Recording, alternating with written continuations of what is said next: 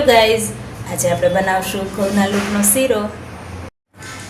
તેના માટે આપણે એક પેનમાં પાણી લીધું છે, 1 ગ્લાસ જેટલું પાણી લીધું છે। તેમાં સ્વાદ મુજબ ગોળ નાખવાનું છે, જેટલું તમે ગળું ખાતા હોય એ રીતના ગોળ નાખી શકો છો। એક પેનમાં 3 ચમચા જેટલું ઘી નાખેલું છે। તેમાં બદામના ટુકડા જે કરેલા છે તે તળી લેશું આપણે ગાર્નિશિંગ માટે। થોડા બ્રાઉન થઈ જાય એટલે બદામ એક વાસણમાં કાઢી લેશું। તેમાં આપણે 1 વાટકો કરકરો ઘઉંનો લોટ નાખેલો છે। તમે ઝીણા લોટનો પણ બનાવી શકો છો। આપણે અત્યારે કરકરા લોટ ઘઉંનો જે ભાખરીનો લોટ હોય છે તે નાખેલો છે।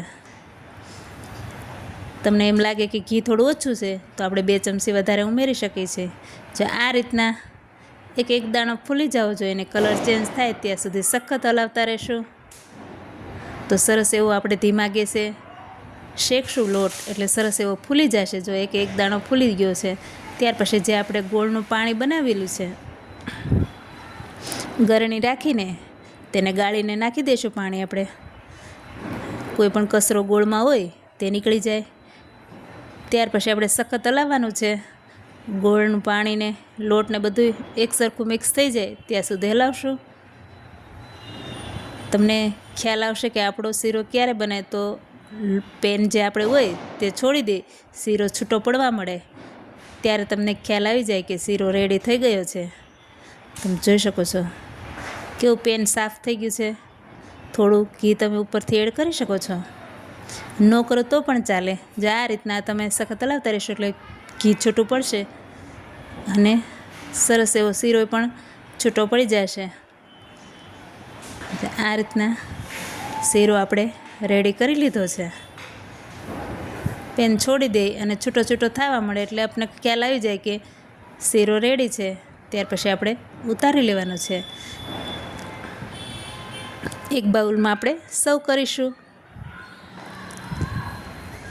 એક વાસણમાં કાઢીને તેના ઉપર જે આપણે બદામ તળેલી હતી તેને ગાર્નિશિંગ કરી લઈશું।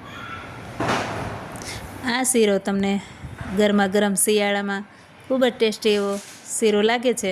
અને નાસ્તામાં તમારી પાસે કાંઈ ઓપ્શન ન હોય તો બાળકોને મેગી કે એવું બનાવીને ખવડાવવું એ કરતાં શીરો બનાવીને ઝડપથી 10 મિનિટમાં તૈયાર થઈ જાય છે અને હેલ્ધી પણ છે।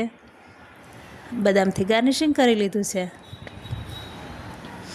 સરસ એવો ટેસ્ટી અને હેલ્ધી એવો શીરો આપણો રેડી છે।